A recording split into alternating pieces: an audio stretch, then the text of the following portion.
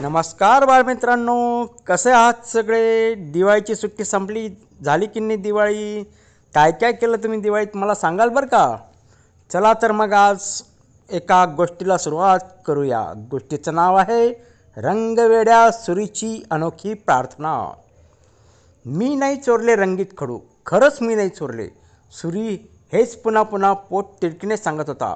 त्याच्या वर्गातल्या एका मुलाच्या दप्तरातून नवीन रंगपेटी गायब झाली होती. सुरीकडचे तुटक्या रंगीत खडू, जुन्या चपला आणि फाटकी खाकी चड्डी पाहून सगळ्यांनी त्याच्यावरच आळ घेतला होता. याशिवाय त्याला चित्र काढायला आणि रंगवायला खूप आवडतं हेही प्रत्येकालाच माहीत होतं. वर्गातल्या काही मुलांनी चोर चोर असं म्हणून त्याला नावं ठेवायला सुरुवात केली. दुःखाने आणि अपमानाने पोळलेल्या सुरीच्या डोळ्यातून पाणी आलं. ते पाणी पुसत सुरीने शाळेचं दप्तर उचललं आणि तो वर्गातून बाहेर पडला. काय हे सगळं आणि नेमकं आजच व्हावं? हे त्याच्या वाढदिवसाच्या दिवशी असं का झालं?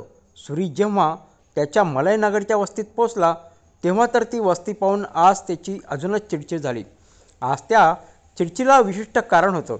सुरीला तो राहत असलेलं ते मलयनगर, तिथल्या उदास इमारती, सगळीकडे पडलेला कचरा, दुर्गंधी पसरवणारी उघडी गटारं हे त्याला अजिबात आवडायचं नाही. आधी सुरी आणि त्याचं कुटुंब गजबजलेल्या बाजारपेठेच्या अगदी मधोमध राहत होतं.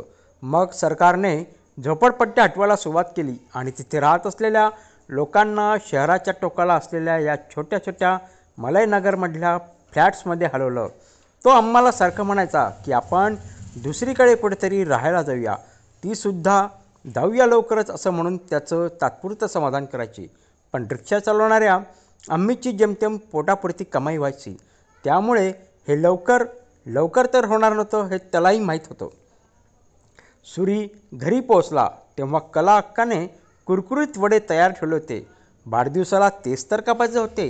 कापलेल्या वड्याचा तुकडा तो तोंडात टाकणार तेवढ्यात अक्का म्हणाली, अरे काहीतरी माग ना. सुरीनं मनोमन म्हटलं की भरून आलेल्या ढगांमधून रंगाचा पाऊस पडावा आणि या उदासवाण्या इमारती उजळून निघाव्यात. सुरी ही गोष्ट विसरूनही गेला, पण त्याने वाढदिवसाच्या दिवशी मागितलेली त्याची इच्छा एवढ्या लवकर पूर्ण होईल हे त्याला थोडंच ठाऊक होतं. नाही नाही, रंगाचा पाऊस नाही पडला. पण काय झालं? वाढदिवसानंतर काही दिवसांनी सुरीला एका यंत्राचा वेगळाच आवाज ऐकू आला. एका उंच क्रेनच्या प्लॅटफॉर्मवर रंगाचे डबे घेऊन आणि खूप सारे लहान मोठे ब्रश घेऊन उभ्या असलेल्या एक बाई त्याला दिसल्या. सुरीने जेव्हा विचारलं तेव्हा त्याला कळलं की त्या बाई एक चित्रकार आहेत आणि त्यांचे मित्रमैत्रिणी मिळून ही वस्ती त्या भित्तिचित्रांनी रंगवणार आहेत. भित्तिचित्र त्याने पहिल्यांदाच ऐकलं होतं. त्यांनी मग सुरीला समजावून सांगितलं की भित्तिचित्र म्हणजे भिंतीवर काढलेली मोठी मोठी चित्र. या इमारतीच्या भिंतींवर ते चित्र काढणार होते आणि या भिंतींना रंगीबेरी करून टाकणार होते. म्हणजे खुलं प्रदर्शनच म्हणा ना, चित्रांचं प्रदर्शन. सुरीला शहरातल्या वस्तुसंग्रहातल्या त्याच्या वर्गाची सहल गेली होती. त्यावेळी तिथे बघितलेली चित्र आठवली. आता आपल्या इमारतींवर ही चित्रे असणार या कल्पनेने तो खूप खुश झाला. आता रोज शाळेतून घरी येताना तो उत्सुक असायचा. चित्रांचं काम कुठवर आलं असेल बरं हे बघायला. हळूहळू एक भिंत पांढऱ्या रंगाने रंगवलेली त्याला दिसू लागली.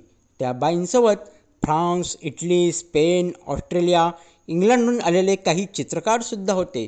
काहीजणं भारतातल्याच इतर शहरातून आलेले होते. प्रत्येकाने एक एक भिंत वाटून घेतली होती. जसे जसे दिवस जात होते तसं तसं त्या सगळ्या भिंतींवर रेषा, आडवे उभे पट्टे, वेगवेगळे आकार, आकृत्या, कुठे समुद्र कुठे चेहरा असे उमटू लागले आणि ती चित्रे जिवंत वाटू लागली. भिंती सजीव भासू लागल्या. एक दिवस सुरीने राहून त्या बाईंना विचारलं की त्यानेही एखादी भिंत रंगवली तर चालेल का?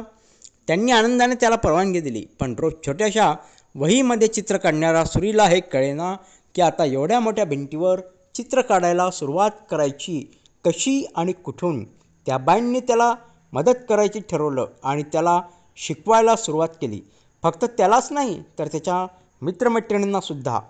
रोज शाळा सुटल्यावर तो आणि त्याचे मित्र त्या चित्रकार बाईंबरोबर वेळ घालवायचे. रंगांशी खेळायला, मोठी चित्र रंगवायला शिकवायचे. आठवड्याभरात प्रत्येकाने आपापल्या जगण्यातलं, अनुभवातलं काहीतरी ओतून आपापलं भित्तिचित्र तयार केलं. सुरी त्या अनुभवाने अक्षरशः थरवरून गेला होता. वस्तीमध्ये 15 इमारतींवर भित्तिचित्रे होती आणि शहराच्या दुसऱ्या कोणत्याही भागात अशी रंगीत इमारतीची वस्ती नव्हती. हळूहळू लोक तिथे चित्र बघायला म्हणून येऊ लागले. त्यांचे फोटोज काढू लागले. चित्रांसमोर सेल्फीजसुद्धा घेऊ लागले. एका चित्रासमोर उभं राहून सुरीनेही सुद्धा फोटोसाठी छान पोज दिली. एका सोमवारी सुरी शाळेत गेला तेव्हा त्याच्यासाठी एक सरप्राईज त्याची वाट बघत होतं. त्याच्या शिक्षकांनी सुरीचा फोटो आलेलं वर्तमानपत्र त्याने सगळ्यांना दाखवायला आणलं होतं. पण हे सगळं नक्की झालं कसं? मग सुरीने आपली चित्रकारांची भेट कशी झाली, भिंती रंगवायला कशा शिकलो हे त्या सगळ्यांना सांगितलं. त्यांच्यापैकी कोणीच आधी असं काही केलेलं नव्हतं. आजकाल सुरीचा चेहरा नेहमी आनंदी असतो.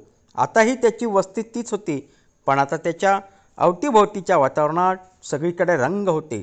त्याला वाटलं न जाणो हा रंगांचा पाऊस अजून एखादी जादू घडून आणू शकेल. कदाचित ही जागा स्वच्छ आणि सुरक्षितसुद्धा होईल. चित्रांची केवढी ही ताकद! कलेत असतेच अशी शक्ती चांगला बदल घडवून आणण्याची. पण आपण मात्र कलेला केवळ मनोरंजनाशी जोडतो आणि तिच्या असण्याचा अर्थ अगदी संकुचित करून ठेवतो, नाही का? तर मित्रांनो, तुम्हाला ही गोष्ट कशी वाटली ते जरूर सांगा. आणि हो, आमची गोष्ट आखूड तुमच्या पाठीत लाकूड, आमची गोष्ट लांब तुमच्या पाठीत खांब.